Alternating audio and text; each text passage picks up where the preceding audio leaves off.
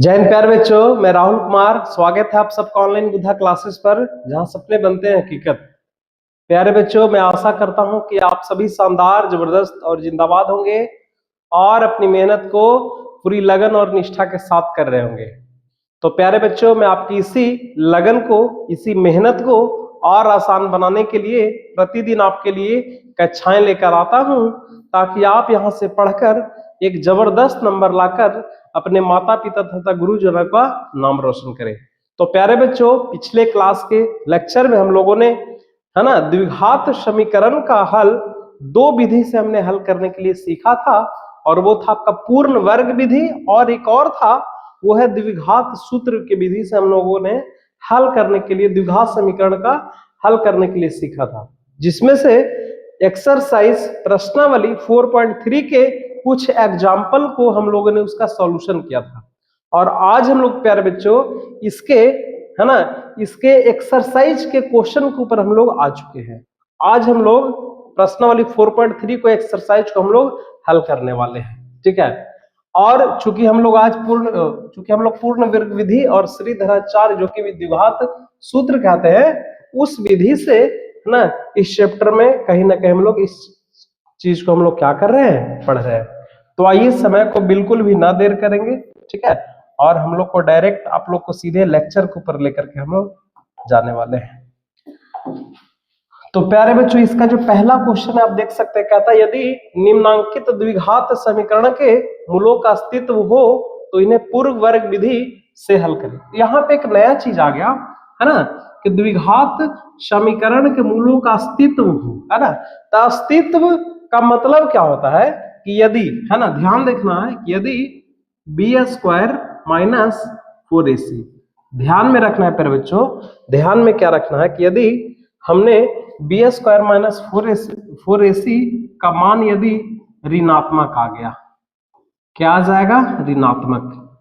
यानी द्विघात समीकरण में यदि b² माइनस 4ac निकाले और उसका वैल्यू यानी b² माइनस 4ac का मान ऋणात्मक हो जाएगा, तो यहां से हम लिख सकते हैं कि मूल का अस्तित्व नहीं होगा, ठीक है, मूल का अस्तित्व नहीं है। और यदि, है ना, यदि b² माइनस 4ac का वैल्यू यदि धनात्मक आ जाए, क्या आ जाए, धनात्मक आ जाए, तो इसी का, इसमें मूल का अस्तित्व होता है, मूल का अस्तित्व होगा, ठीक है। ये आपको ध्यान में रखना है। तो क्वेश्चन में क्या है कि निम्नांकित द्विघात समीकरण के मूलों का अस्तित्व को पहले पता करना है कि इसका अस्तित्व है कि नहीं, और यदि इसके मूलों का अस्तित्व होगा तो इन्हें पूर्ण वर्ग विधि से हम इसको क्या करेंगे, हल करेंगे। तो अस्तित्व पता करने के लिए सबसे पहले हम लोग b² माइनस 4ac का मान निकालते हैं, ठीक है। तो आइए इस क्वेश्चन को हम लोग हल करते हैं। सबसे पहले किसी भी क्वेश्चन को बनाने से पहले यहाँ पे हल लिखना होता है। हाल में मेरा द्विघात समीकरण दे रखा है प्यारे बच्चों, 2x² माइनस का 7x प्लस का 3 इज इक्वल टू 0। यहाँ से x² के गुणांक को a बोला जाता है, यानी a का वैल्यू 2 हो जाएगा और b का वैल्यू क्या हो जाएगा, माइनस का 7, है ना, और c का वैल्यू कितना हो जाएगा, 3। अब यहां से हम लोग निकालेंगे b² माइनस 4ac। देखते हैं b² माइनस 4ac का मान क्या आता है। यदि ऋणात्मक आ जाएगा, माइनस में आ जाएगा, तो मूल का अस्तित्व नहीं होगा, और जब मूल का अस्तित्व होगा ही नहीं तो फिर हम लोग उसको, उसमें पूर्ण वर्ग विधि कैसे लगा सकते, मूल ज्ञात ही नहीं किया जाएगा, तो इस तरह से हम लोग हल ही नहीं करेंगे। तो आइए पहले b² माइनस 4ac निकालते हैं। तो b² यानी b के जगह पे क्या है, माइनस का 7 का स्क्वायर हो गया, ठीक है, और माइनस का 4ac, 4 इंटू 2 इंटू 3, है ना। चलिए क्या आ गया देखिएगा, 7 का स्क्वायर 7 7 49 हो जाएगा, और माइनस का 4 8 8 24, है ना, 49 में से 24 आएगा तो कितना हो जाएगा, 25। अब यहाँ पे b² माइनस 4ac का मान पूरी तरह से धनात्मक आ गया, तो लिख सकते हैं, आता है इस समीकरण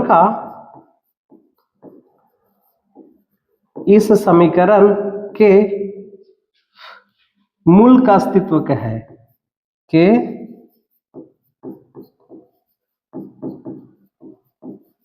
मूल का अस्तित्व है।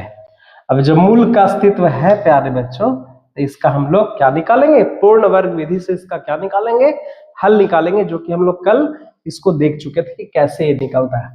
आइए इसमें देखते हैं। ये वाला काम आपका पूरा का पूरा ये चेक करने के लिए है कि मूल का अस्तित्व होगा कि नहीं। चलिए तो हम लोग अब इसमें भी पूर्ण वर्ग विधि कैसे लगाएंगे। तो सबसे पहले मेरा इक्वेशन क्या दे रखा है, इक्वेशन दे रखा है 2x² है ना, माइनस का 7x और प्लस का 3 इज इक्वल टू 0।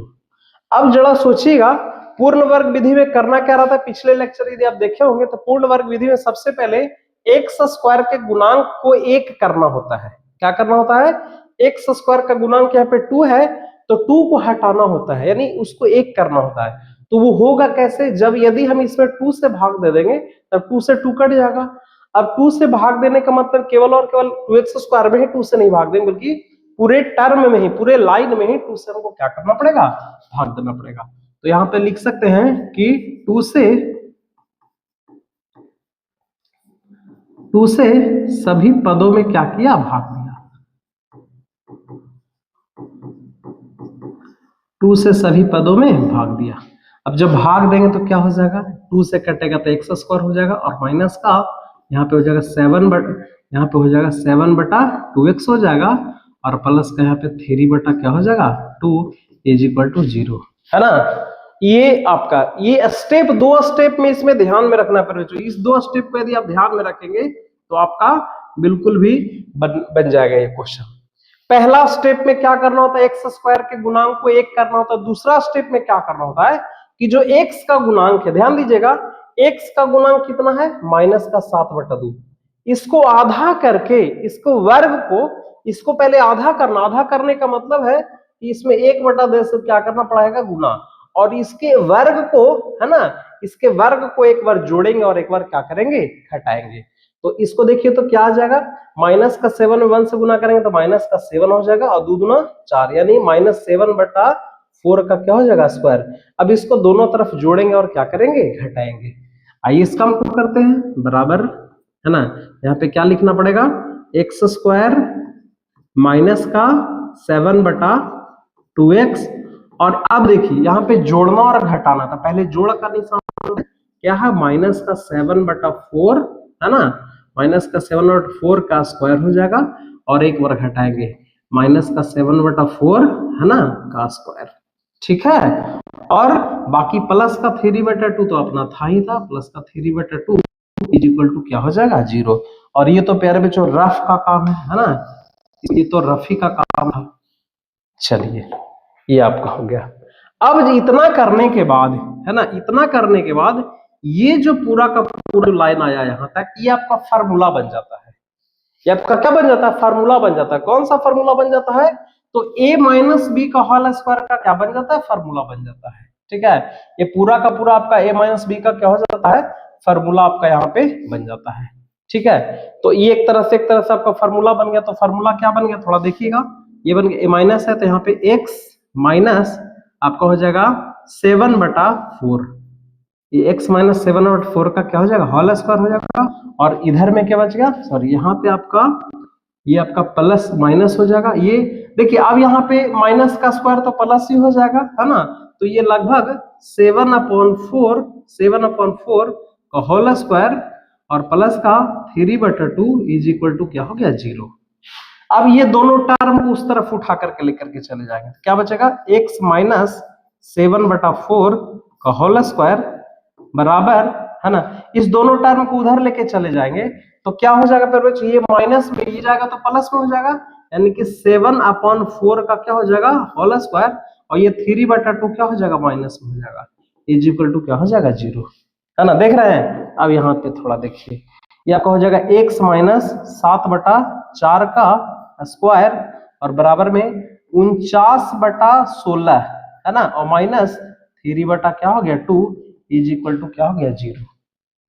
अब यहाँ पे देखिए, अब यहाँ पे भिन्न के जोड़ घटाओ, भिन्न के जोड़ करेंगे, यहाँ पे 0 नहीं, यहाँ पे बराबर में बिल्कुल ये आ गया। बराबर में क्या हो गया, थोड़ा देखिएगा, x माइनस 7/4 का स्क्वायर और बराबर में, है ना, इसको भिन्न के जोड़ करेंगे तो क्या आएगा, थोड़ा देखिएगा, ये आपका 16 और 2 कैल्सियम 16 हो जाएगा, ठीक है, 16 एक बार में आपका 16 49 ही होगा, और माइनस में 2 8 16 8 3 का कितना हो जाएगा 24, यानी ओवरऑल आ गया x माइनस 7/4 का होल स्क्वायर बराबर 49 में से 24 जाएगा तो आ जाएगा 25/16, है ना।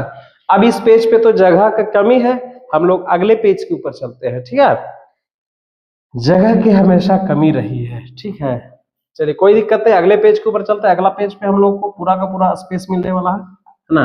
अगला पेज पे देखिएगा आपका क्या है, क्या था x माइनस 7/4 का होल स्क्वायर और बराबर में आपका क्या था 25 बटा क्या था 16 था। स्क्वायर उस तरफ जाएगा प्यारे बच्चों, क्या बनेगा x माइनस 7/4 और बराबर 25/16 जाएगा, तो यहाँ पे एक प्लस में और एक माइनस में, क्योंकि रूट कोई भी चीज जब जाती है तो प्लस और माइनस दोनों में रहता है ना।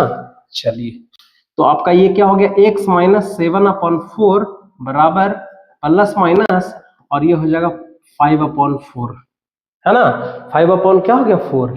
अब ये माइनस का 7/4 को उस तरफ लेकर के जाएंगे तो क्या बचेगा, देखिएगा x बराबर क्या हो जाएगा, x बराबर प्लस माइनस 5/4 और ये माइनस उधर जाएगा तो प्लस का क्या हो जाएगा 7/4।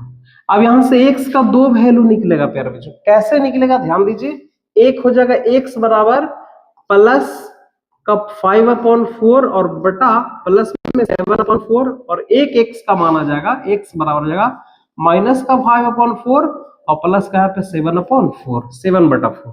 अब इसको हल कर देते हैं, 4 कैसे हो जाएगा, यहाँ 5 और यहाँ पे 7 हो जाएगा, है ना। 7 5 12 12/4 और ये 4 3 12 हो गया। इस तरह से x बराबर यहाँ पे क्या आ गया आपका, एक 3 आ गया और दूसरा क्या आ गया थोड़ा देखिएगा, ये 4 हो जाएगा माइनस का 5 प्लस का 7, ठीक है। तो x बराबर 7 में से 5 जगह तो 2/4 2 2 जा 4 यानी कि 1/2, यानी इस तरह से दूसरा x का वैल्यू क्या आ गया 1 क्या आ गया 2 आ गया, है ना। यही है प्यारे बच्चों पूर्ण वर्ग विधि। यदि पिछले लेक्चर में यदि आप नहीं सीखे हैं तो यहाँ पे आप सीख लीजिए, यही आपका पूर्ण वर्ग विधि है ना। सबसे पहले इसमें किया क्या था, सबसे पहले हमने मूलों की अस्तित्व को चेक किया। अस्तित्व को चेक करने के लिए मैंने बताया कि यदि b² माइनस 4ac यदि ऋणात्मक हो जाएगा, है ना, निगेटिव हो जाएगा तो मूलों की अस्तित्व नहीं होगी, और यदि धनात्मक हो गया तो मूलों की अस्तित्व होगी। तो मैंने जब b² माइनस 4ac निकाला तो आया 25 जो कि धनात्मक आया, और इस तरह से यह मूलों की अस्तित्व है। अब जब है तो इसको पूर्ण वर्ग विधि से क्या करना था, हल करना था। और पूर्ण वर्ग विधि में दो चीज को ध्यान में रखना है। सबसे पहली बात कि x² के गुणांक को 1 कर देना है ना, हटा देना है, तो उसके लिए मैंने 2 से भाग दिया, है ना। उसके बाद जब 2 से भाग देने के बाद एक स्टेप और क्या करना है कि x के गुणांक को लेकर के, है ना, x के गुणांक और 1/2 को गुना करके स्क्वायर को एक बार जोड़े और एक बार घटाए, तो उसके बाद हमारा काम आगे तक हो गया। और एक चीज यहाँ पे और भी ध्यान में रखना है कि ये जब करेंगे तो उसके बाद ये फार्मूला बन जाता है। यदि यहाँ में माइनस रहेगा तो a माइनस बी का होल स्क्वायर हो जाएगा, और यदि प्लस रहेगा तो a प्लस बी का होल स्क्वायर। प्यारे बच्चों होल स्क्वायर आने का मतलब यही है पूर्ण वर्ग विधि, ठीक है। चलिए और बाकी हमने आगे को इसको हल किया तो यहाँ से x का बराबर 3 आ गया, x बराबर हमारा कितना आ गया 3 आ गया, और x बराबर कितना आ गया 1/2 आंसर आ गया। चलिए इसके नेक्स्ट क्वेश्चन के ऊपर जाते हैं। सबसे पहले तो मूलों की अस्तित्व को चेक करना है ना, कि मूलों की अस्तित्व है कि नहीं, और यदि मूलों की अस्तित्व होगी तभी हम इस क्वेश्चन को लेकर के आगे बढ़ेंगे, है ना। तो सबसे पहले यहाँ पे लिखेंगे हल। हल में सबसे पहले द्विघात समीकरण अपना क्या दिया हुआ है, 2x² प्लस का x और माइनस का 4 इज इक्वल टू 0, है ना। x² के गुणांक को प्यारे बच्चों a कहा जाता है। a का वैल्यू 2 हो गया और b का वैल्यू x के गुणांक को b बोलते हैं, है ना। और अचर पद अपना क्या है c है, यानी कि -4, है ना। अब यहां से मूलों की स्थिति को चेक करने के लिए यहां से b² माइनस 4ac निकालेंगे, ठीक है। तो b² माइनस 4ac बराबर क्या हो जाएगा, b का वैल्यू 1 है तो 1 का स्क्वायर माइनस 4 इंटू a का वैल्यू कितना है 2 और c का वैल्यू कितना है माइनस का 4। देखते हैं थोड़ा कितना आता है, 1 का स्क्वायर 1 हो जाएगा, माइनस माइनस प्लस, 4 चौके 16 16 2 18, है ना। 4 4 4 जा 16, है ना। अच्छा 4 चौके 16 16 दूना 32 हो जाएगा, 32 32 हो कितना हो जाएगा 33। इस तरह से देखा जाए अतः इस दत्त द्विघात समीकरण के मूलों का अस्तित्व है, मूलों का अस्तित्व है। अब जब मूल का अस्तित्व है प्यारे बच्चों, तो इसको हम लोग किस विधि से हल करने वाले हैं? किस विधि से हल करने वाले हैं? पूर्ण वर्ग विधि से हल करने वाले हैं। तो आइए हम लोग इसको हल करते हैं। तो फिर से एक बार इसके समीकरण को लिखते हैं। समीकरण आपका क्या है? 2x² प्लस x और माइनस का 4 इज इक्वल टू 0, है ना। जैसा कि मैंने अभी बताया कि पूर्ण वर्ग विधि से हल करने के लिए सबसे पहले करना क्या होता है ना, x² के गुणांक को, है ना, 1 बनाना होता है। और x² के गुणांक को 1 बनाने के लिए क्या करेंगे? x² का गुणांक जितना रहेगा उसी से सभी टर्म में क्या कर देंगे? भाग दे देंगे। तो यहाँ पे लिखेंगे, है ना, 2 है तो लिख देंगे यहां से क्या किया? 2 से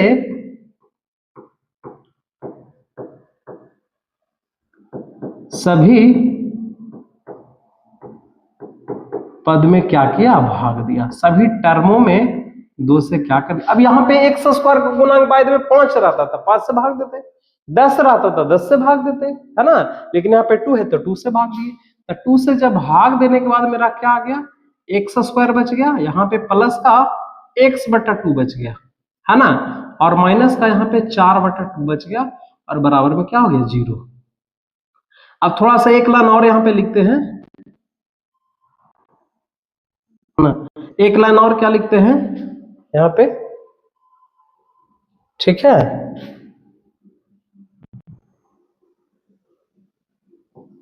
एक लाइन और क्या लिखते हैं फिर बच्चों? x², ठीक है, प्लस का x/2, और यहाँ पे ये आपको 2 से क्या करते हैं? 2 से इसको काट देते हैं, ठीक है। ये आपका 2 दूना कितना हो जाएगा? 4 हो जाएगा, ठीक है। 2 दूना 4 हो जाएगा यहाँ पे, है ना। ये आपका 2 दूना 4 यहाँ पे बच गया, आपका 2 बच गया, और बराबर में क्या बच गया? 0। अब दूसरा स्टेप क्या करना है प्यारे बच्चों? दूसरे स्टेप में, है ना, दूसरे स्टेप में ध्यान दीजिएगा। दूसरे स्टेप में करना क्या रहता है कि x का गुणांक, तो यहाँ पे x का गुणांक जो है, देखिए, तो x में 1/2 से गुना कर देंगे तो आपका x/2 हो जाएगा। यानी कि x का गुणांक यहाँ पे कितना? 1/2, ठीक है। तो x का गुणांक को आधा करना है। आधा करने का मतलब कि पुनः 1/2 से उसको क्या करना है? गुना करके, और उसको स्क्वायर को 2 जोड़ना है, और क्या करना है? घटाना। तो 1/2 गुना 1/2 क्या हो जाएगा? 1/4, और 1/4 के स्क्वायर को जोड़ेंगे और क्या करेंगे? घटाएंगे। आइए इस काम को करते हैं। बराबर में x² प्लस x/2, और एक बार जोड़ना, है ना। जोड़ने का मतलब 1/4 का स्क्वायर, और प्लस, अच्छा, घटाना है, माइनस, एक मिनट, माइनस 1/4 का स्क्वायर, और फिर आपका -2 बचा हुआ है, और बराबर में क्या हो जाएगा? 0 हो जाएगा, ठीक है। तो ये थोड़ा ध्यान में रखना। ये जो मैंने दूसरा जो स्टेप कर रहा हूं वो थोड़ा ध्यान में रखना, उसमें गलती नहीं कर सकते हैं। x के गुणांक को आधा करना, आधा करने का मतलब 1/2 से गुना करना, फिर पूरा को स्क्वायर करके एक बार जोड़ेंगे, एक बार क्या करेंगे? घटाएंगे। जब ऐसा करेंगे तो ये पूरा का पूरा जो है ना,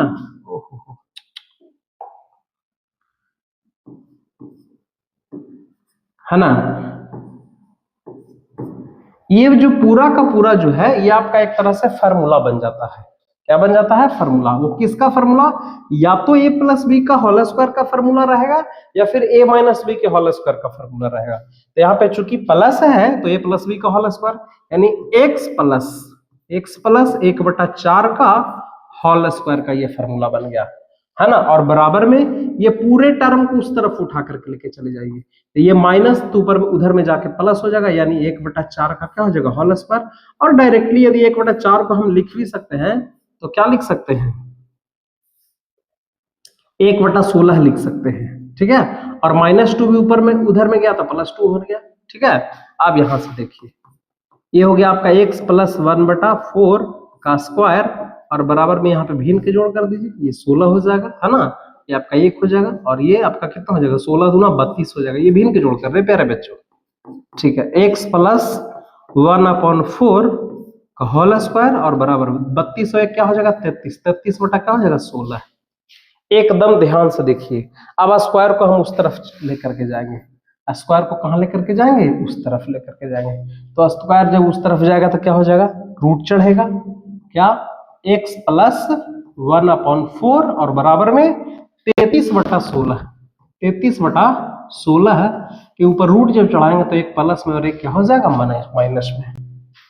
अब यहां से दो वैल्यू निकलेगा, यहां से कितना वैल्यू निकलेगा, दो। कैसे, एक बार लिखेंगे x प्लस 1/4 बराबर प्लस का रूट 33 और बटा में 16 का रूट क्या हो जाएगा 4, और एक बार क्या लिखेंगे x प्लस 1/4 है ना, और बराबर में माइनस का 33 और रूट 16, 16 का वर्गमूल क्या हो जाएगा 4। ठीक है, अब देखिए प्लस 1/4 को उस तरफ करेंगे तो क्या बन जाएगा, x बराबर रूट 33/4 और माइनस 1/4, और यहां से x बराबर क्या हो जाएगा माइनस का रूट 33/4 और माइनस का 1/4। ठीक है, 4 और 4 कैल्सियम 4 हो जाएगा। ठीक है, रूट 33 और माइनस का 1 है ना, और यहां से x बराबर क्या हो जाएगा 4, यहाँ पे एलसीएम हो जाएगा, यहाँ पे आपका क्या हो जाएगा माइनस का रूट 33 और माइनस का 1। ये आपका x का एक वैल्यू और x का ये दूसरा वैल्यू, ये आपका क्या हो गया, एक तरह से आपको x का 2 मान आ गया। ठीक है, तो यही करना था बच्चों, यही आपको पूर्ण वर्ग विधि से इसमें 2 हल क्या करनी थी, निकालनी थी। ठीक है, चलिए तो हम लोग इसमें आगे के लेक्चर को देखते हैं, तब तक इसको आप 1 मिनट तक 1 मिनट तक देख सकते हैं। स्क्रीनशॉट करना तो स्क्रीनशॉट कर लीजिए, उतारना तो उतार सकते हैं।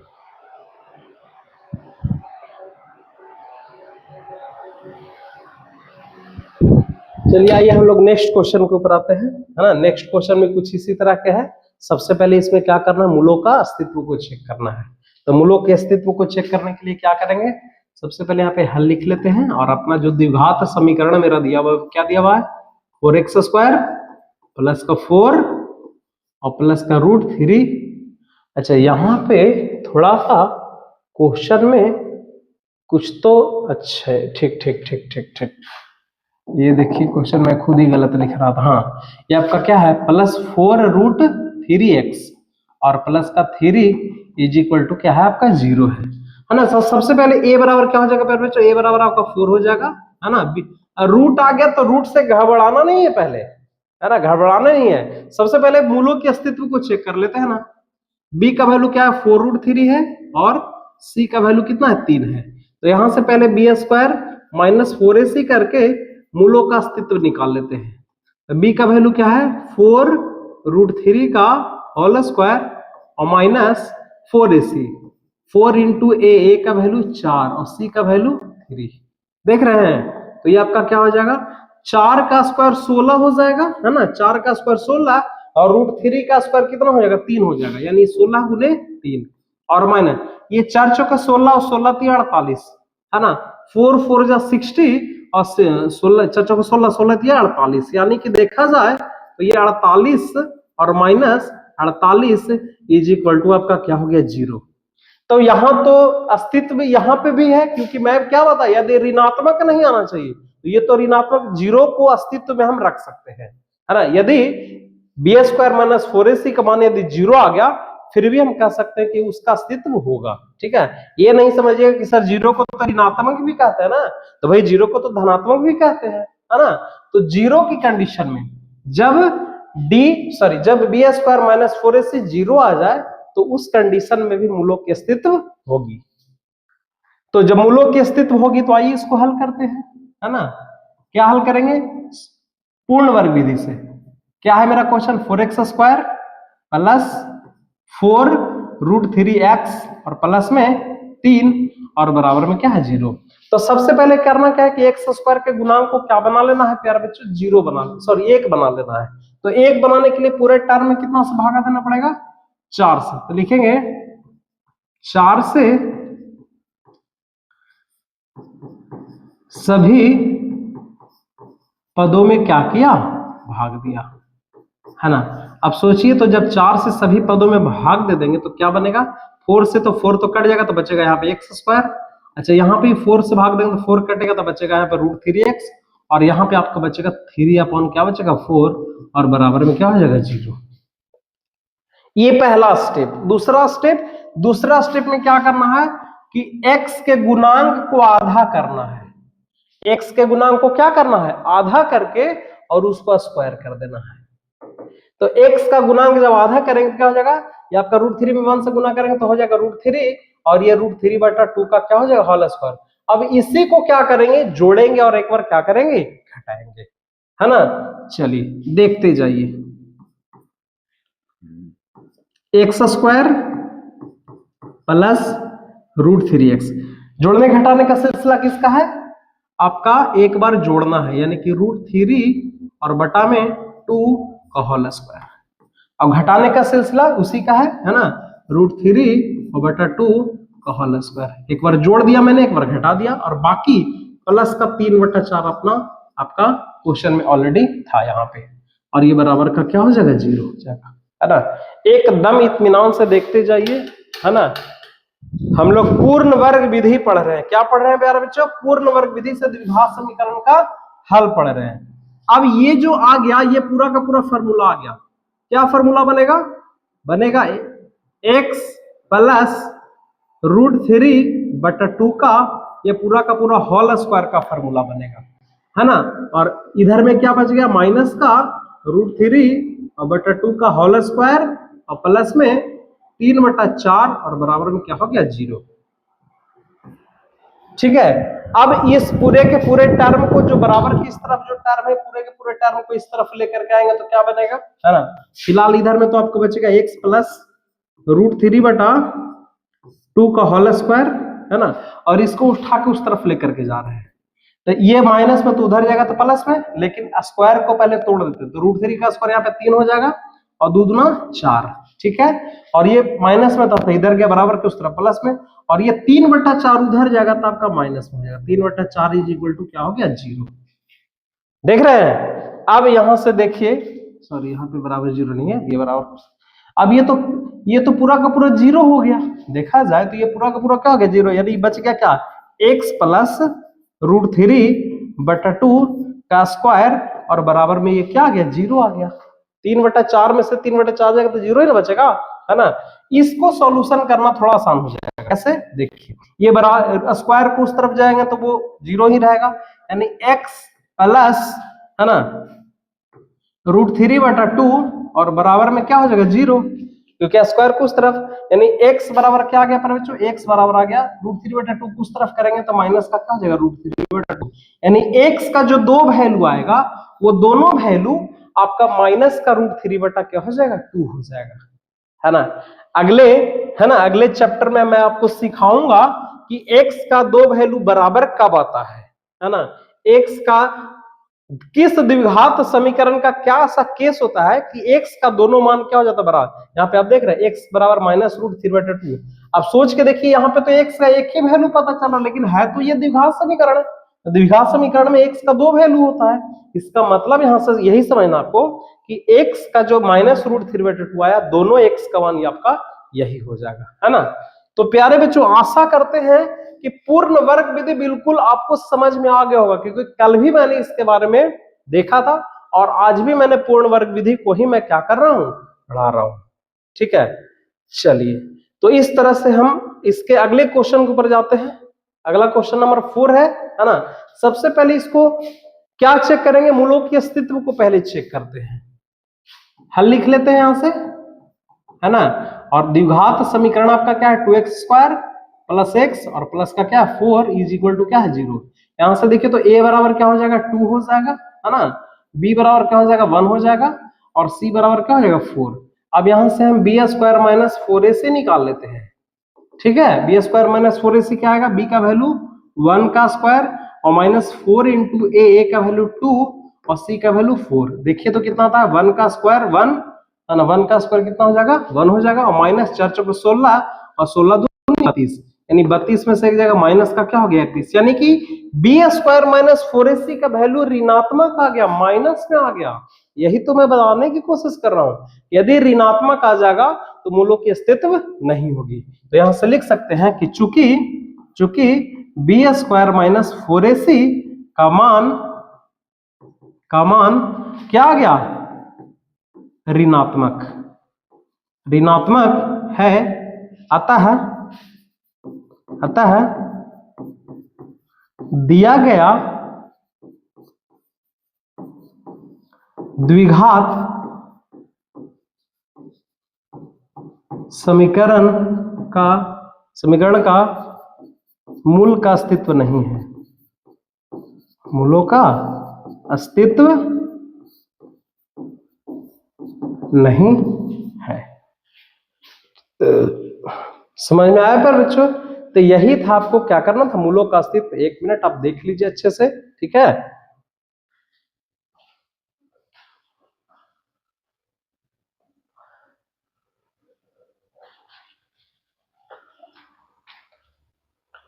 तो प्यारे बच्चों, आशा करता हूं कि आज का ये लेक्चर आपको समझ में आया होगा, है ना। इसमें कुछ और भी क्वेश्चन है, ठीक है, उस क्वेश्चन को भी हम लोग देखते हैं। अभी हम लोग किस विधि से पढ़ रहे थे, पूर्ण वर्ग विधि से हम लोग इस क्वेश्चन को क्या कर रहे थे, हल कर रहे थे, है ना। चलिए, तो आगे की क्वेश्चन को हम लोग क्या करते हैं, देखते हैं। अगला क्वेश्चन को हम लोग इसको क्या करते हैं, सॉल्यूशन करते हैं। लेकिन समय, चलिए इसको हम लोग अगले लेक्चर में जानेंगे, ठीक है। तो अगले लेक्चर में हम लोग पढ़ेंगे, है ना। अगले लेक्चर में श्रीधराचार्य नियम से या द्विघात सूत्र से इसके आगे के क्वेश्चन को प्यारे बच्चों हम इसको सोल्व करेंगे। तब तक के लिए, है ना, बने रहिए इस चैनल पे। मिलेंगे अगले वीडियो में, अगले सेशन में, इसके अगले क्वेश्चन के साथ। तब तक आप खूब मन लगा कर पढ़िए, तब तक स्वस्थ रहिए, मस्त रहिए। थैंक यू प्यारे बच्चों, थैंक यू वेरी मच।